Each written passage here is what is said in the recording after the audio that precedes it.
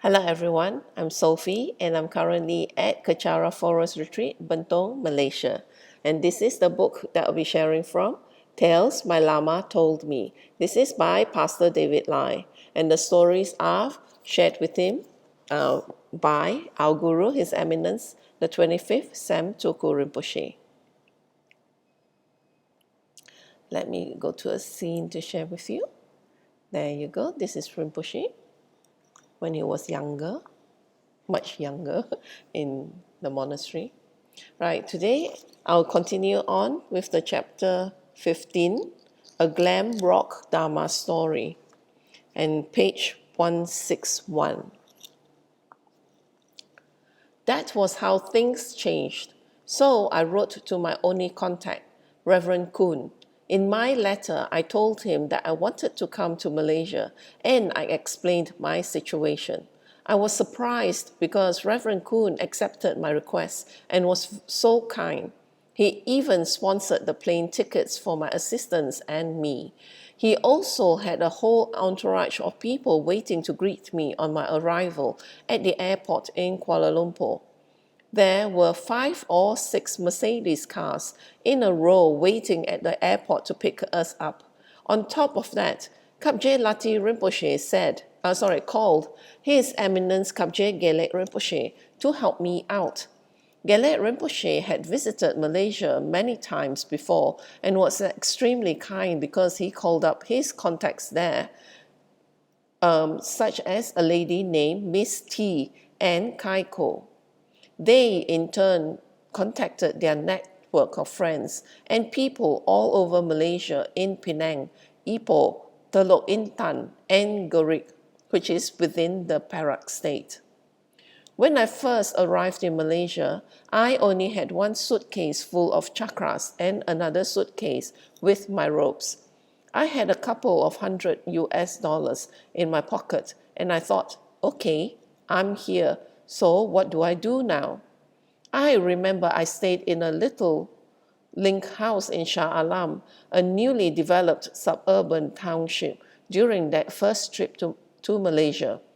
I had a room upstairs in a sitting room that had no air conditioning, and it was so hot. The house belonged to a kind gentleman who was retired, and he drove me around in a little Datsun. For the next 3 months, I went on a whirlwind tour all over Malaysia, and the response was just incredible. Everywhere I went, hundreds of people turned up, and they were so kind to me. They came just to hear me speak from my makeshift throne. I was very young and very nervous, as it was my very first time teaching. In Penang, I remember going to several huge elite Chinese Mahayana temples with some elite Mahayana monks.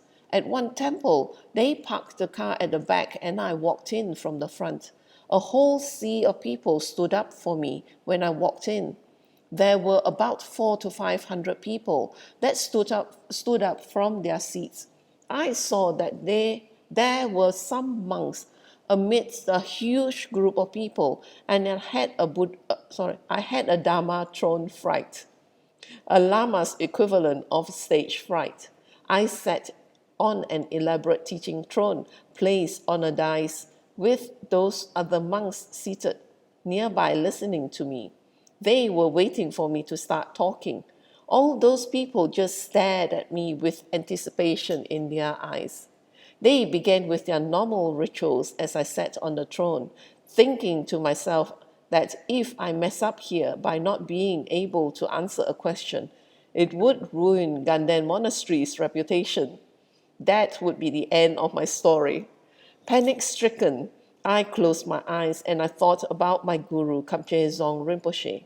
I visualized dissolving him into Manjushri and then dissolving Manjushri into my heart. Then I just relaxed and I said to myself that if Kapje Lati Rinpoche believes in me, I had better believe in myself. So I went ahead and talked. At the end, it was rather well received because there was a standing ovation for my talk. I think they were very happy with what I had to say. That was how it all began, and I managed to raise the funds needed. I was a skinny little monk at the time and wondered how I was supposed to take all this money back to India. Eventually, a group of very kind Malaysians offered to accompany me back to the monastery with the funds. They helped to convert the currency and take the money back to the monastery with me. Upon my return to Ganden, a big meeting was convened after a puja with all the monks present. There were hundreds of monks along with Kapje Lati Rinpoche and Khenso Rinpoche who sat on their thrones. It was an incredible experience because all the Malaysians came in with trays of donations together with me, and we offered everything up to the monastery. The two high lamas were so moved that they actually cried. It was incredible.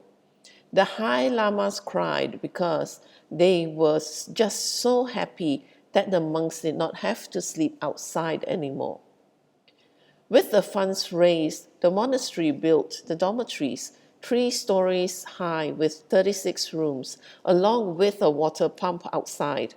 You can see it there today if you visit the monastery. So that was how my career as a Lama started in Malaysia. I didn't know at that time that it was going to be a lifelong career. I went to the meeting and I confidently said to Kapje Lati Rinpoche and everyone present, okay, I did my job, you have your donations, and now I'm going into retreat. I was thinking I could relax now and everything was going to be just fine and happy for me. But of course, Kapje Lati Rinpoche said, no. I was surprised as I asked, why not? This time I thought I had some bargaining power, but Lati Rinpoche said, no, you're not. So I asked, but why not? Kapje Lati Rinpoche finally said to me, now that you have made so many connections and students, are you just going to abandon them? At this point, I thought to myself that this was blackmail. I said, this will never end. I'll have to talk and travel non-stop until I'm dead. He simply replied, yes. I thought to myself that this wasn't fair because this wasn't part of the bargain. I wasn't rude enough to say that out loud, but I really did think that. In the end, I just surrendered and figured that I would just do it. It wasn't worth going that route again. It wasn't long before the Malaysians started contacting me again and correspondence started back and forth. They started writing with more divination requests, and there were some Malaysians who also began visiting me at the monastery. They were coming despite the fact that the monastery was in a restricted area. At that time, a visitor had to get a visa from the Indian government and obtain a special permit for entering a restricted Tibetan area. It was very hard for foreigners to get the permit, and yet they still trickle in. I had a lot of foreigners coming back and forth all the time. It wasn't long before they started inviting me back to Malaysia. So I started traveling back and forth between Malaysia and India until it was decided that I should remain in Malaysia. From then on, I never went back to Ganden. This was how I come to be here in Malaysia and have remained here since. There seemed to be a demand for me to share Buddha's holy teachings here.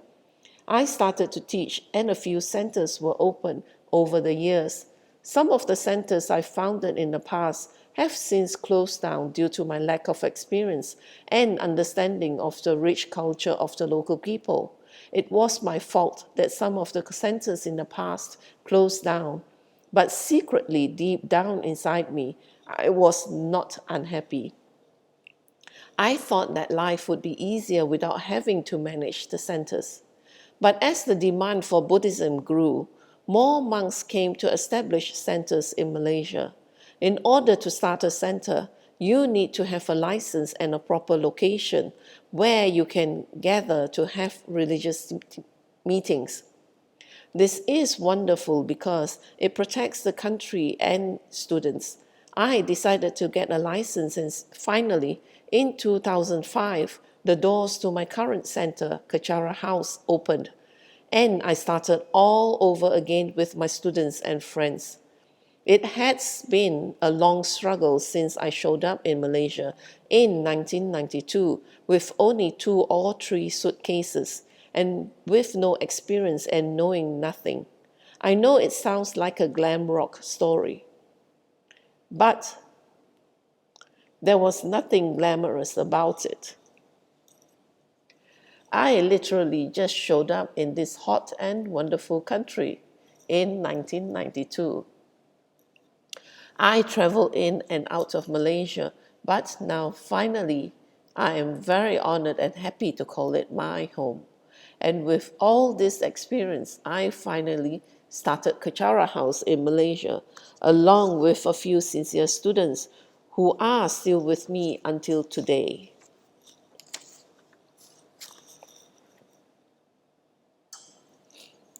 And that's how Rinpoche started in Malaysia. And you see how Rinpoche had been so devoted that he gave up all his wishes to go into retreat and come to do something that he really does not like to do, which is to teach, to us what he's considered as spiritual barbarians. Because actually, although a lot of us say that we are Buddhists, but we do not know a lot. So Rinpoche has come here to teach us and really has enriched us with a lot of Dharma.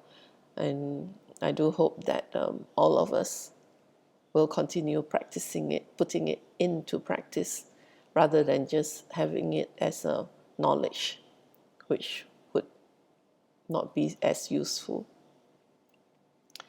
Anyway, I just feel a bit sad because now Rinpoche has left us and it's been a year and so, and I do hope that he will swiftly come back and that we'll be able to serve him again. Okay, now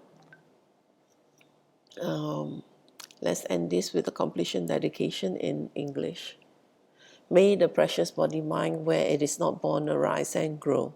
May that born have no decline but increase forevermore. May the precious emptiness where it is not born arise and grow. May that born have no decline but increase forevermore.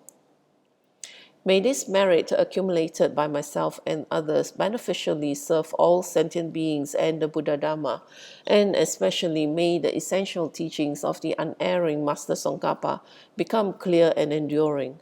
In all my rebirths may I not be parted from perfect gurus. Let me enjoy the abundance of the Dharma, perfecting the qualities, stages, and paths. May I quickly attain the rank of Vajradhara Buddha. By this virtue, may I quickly realize Guru Buddhahood and transfer each sentient being into the enlightened state. May all conducive conditions arise and all obstacles be pacified. In order to increase infinitely the doctrine of spiritual King Tsongkhapa, by the merits of the 3 times of myself and others, may the doctrine of Lama Tsongkhapa blaze forever. At dawn or dusk, at night or midday, may the 3 jewels grant us their blessing. May they help us to achieve all realizations and sprinkle the paths of our lives with various signs of auspiciousness. May the holy teachers have long lives. May the enlightened activities be fully displayed in the 10 directions. And may the brightness of the teachings of Lama Tsongkhapa continuously dissipate the veil of darkness covering the beings of the 3 realms. In this land encircled by snow mountains, source of every benefit and joy, may Lord Tenzin Gyatso Chenrezig remain in this life until samsara's end. Home, grant me here and now appropriate attainments without exception. Grant increase of the entourage, teachings, and wealth, O mighty Shukden. Thank you for joining me. And please do join me when I move into the next chapter. And it will be something very interesting of it's about Rinpoche's life during his monastic time. Thank you.